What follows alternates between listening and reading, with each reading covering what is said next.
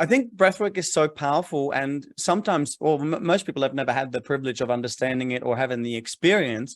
And sometimes when they have the experience, it's so powerful that parts of us just go, wow, what on earth was that? And I just remind often, so my students, as I teach similar things, I say, the first thing you do when you're born is you take a breath. And the last thing you do before you move on is to take a breath. So it's not just the gift of life, it's also potentially a portal to other dimensions, certainly higher states of consciousness, etc.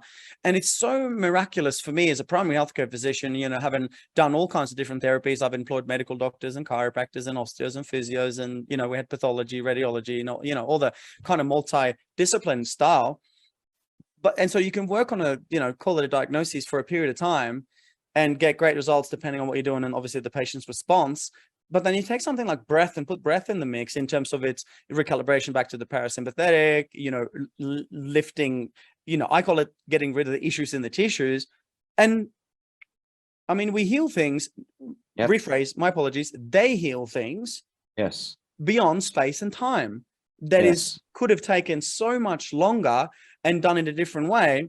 And then the nervous system goes, what is that? Like, my shoulder is healed. Like, that pain is gone. That's been, I've got so many of these cases. I'm sure you got thousands.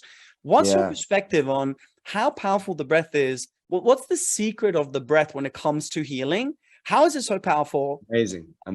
Dude, I love it. What's your ideas? Great question, man. So this is my passion now, right? So,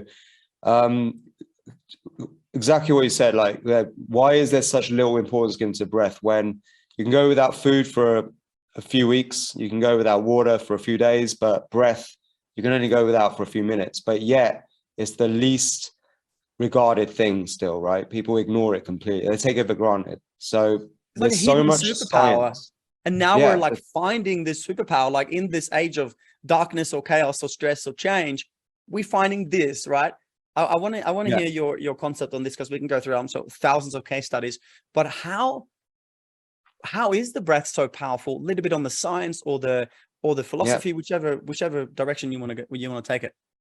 Well, the first thing is the fact that the breath is directly linked to the autonomic nervous system. It's something that we can just let it be taken for granted, right? Which a lot of people do. They don't ever even observe the breath. But when you observe the breath just for a moment, you start to take conscious control over it.